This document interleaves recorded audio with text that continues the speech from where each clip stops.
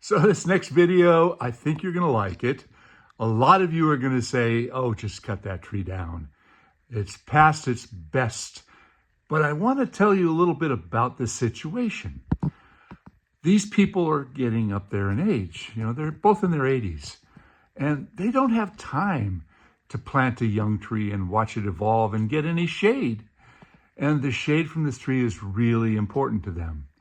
Now, if there was a younger couple, no problem. I'd say get rid of this and start over.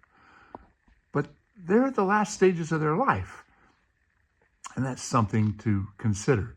So I want you to comment on this video. I want you to tell me what you think. Do you think this is stupid?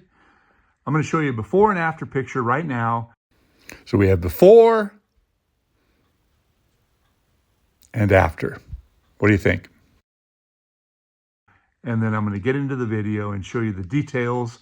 I'm going to show you the extremes of decay, and I'm going to show you what we do and why we do it.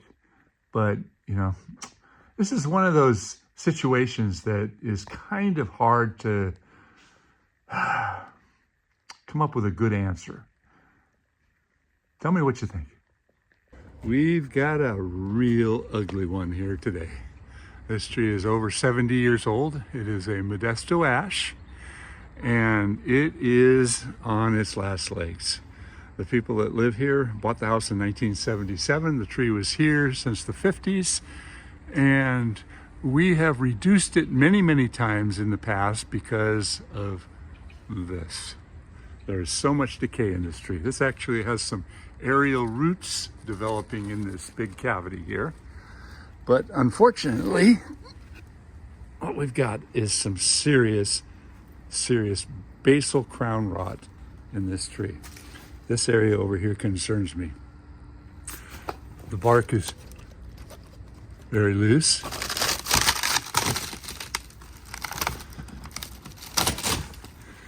Oh my goodness gracious.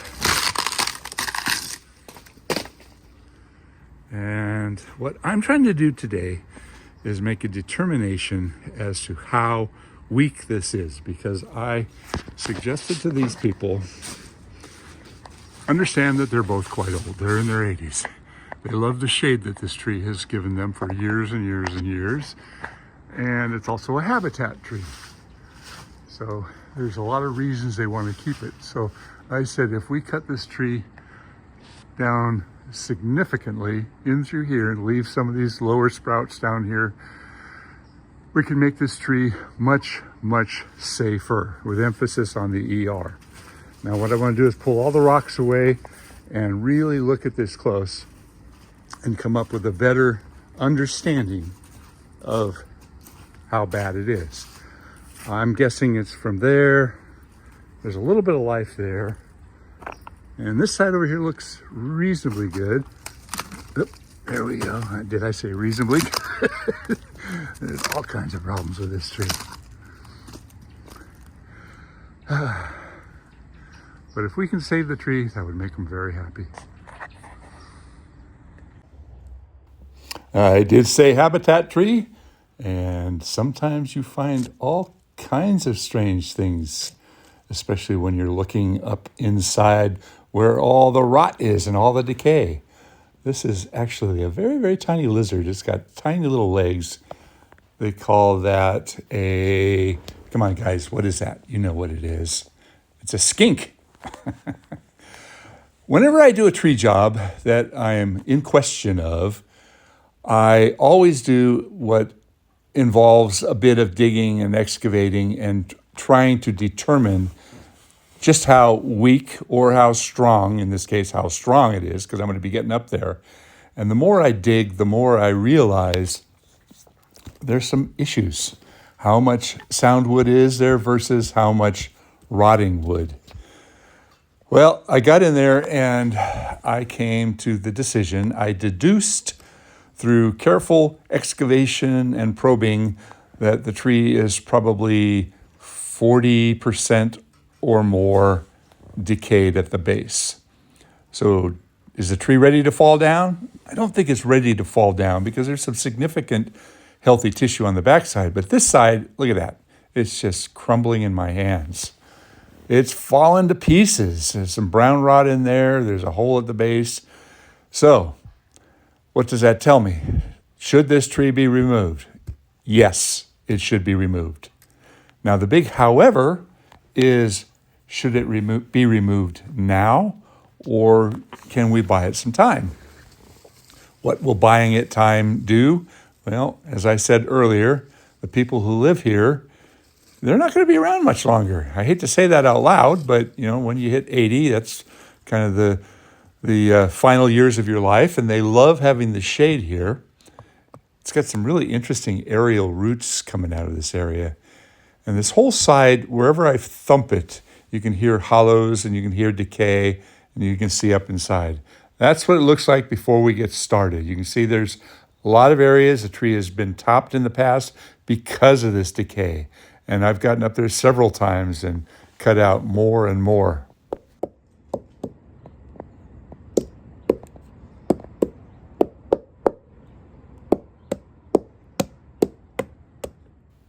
Now, I stopped the voiceover part of this because I really wanted you to hear the thumping.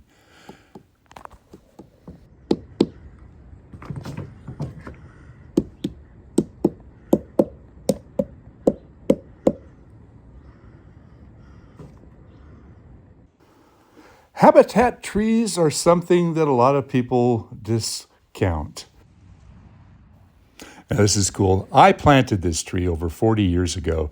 It's a Raywood ash. I planted 2 of them, actually. One of them died, and I removed it. So this tree has had some serious problems. As you know, Raywood ash are a variety of tree that suffers from, I believe it's verticillium wilt that's taken them out. But this tree, the whole center part of it died, and we did take it out years ago, and the side branches were able to stay alive. So yes, there's a lot of decay in this tree.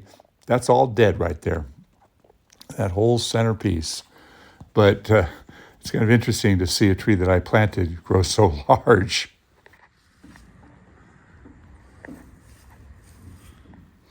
I've planted hundreds of trees over the years, and when I go back and see how large a tree has grown, it makes me stop and take a long look at my own life. I didn't plant this one. This is a different type of a Raywood ash, and it's growing very, very one-sided. Here's where the other one was. That one completely died from the disease I was talking about before, and I cut it down. It's the only tree that I planted, grew to maturity, died of old age, and I removed. Yeah, I'm getting pretty old. I'm doing this pruning today myself, and I just took a break for lunch. Okay, here I am back up in the tree after lunch. I'm not shooting a whole lot of video of myself. Later on, I gave the camera to Jorge, and he shot a little bit of video of me. You don't normally see me in the trees too often, unless I do like a selfie shot like this. But I don't really have a cameraman. This is kind of interesting. This redwood tree is in the wires, and those are hot wires.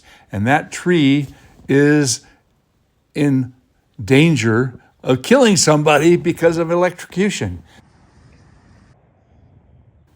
Now it's about 1:30. That's a big part of the brush. We haven't chipped it all yet.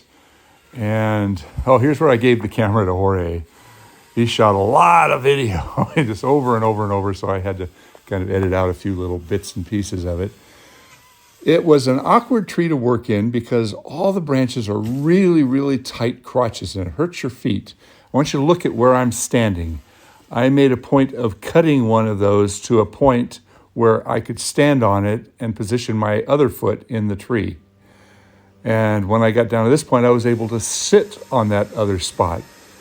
It's one thing to be tied in and be hanging from your belt, but if you've got a way to stabilize yourself, if you think about it ahead of time and you cut some of these spots so that you can work with it, it makes all the difference in the world.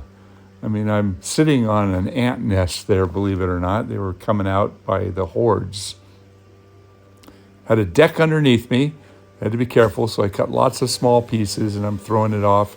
We did put branches down on the edge of the deck so that some of the cuts that I was able to cut free, if they flip-flopped and came back, they wouldn't damage the deck. And It did save me. That was like the last big chunk. There was an old squirrel's nest up in that piece there. And there you can see what's left of the old squirrel's nest. In essence, I am re-topping this tree, but I'm trying to leave some of the sprouts, some of the side branches, and that was hard to do. That's what it looks like at the end of the day. Hey, I'm up to almost 50,000 subscribers. And, 50,000 for a YouTube channel may not seem that good, but I'm really impressed that there are 50,000 people out there interested in learning about trees or learning about the tree business enough to subscribe to this channel. Now, if I was showing big removals or crazy antics and guys being stupid with chainsaws, I'd probably have hundreds of thousands of subscribers. But you know what? I'm not that kind of tree service. I'm not that kind of channel. I'm at 48,800 and something, so I need about 1,200 subscribers. And in the past, you guys have helped me out. You've passed on my videos to other people that you know that really care and love about trees. But here's my quest. I want to find at least 50,000 people out there that want to watch videos to learn more about trees.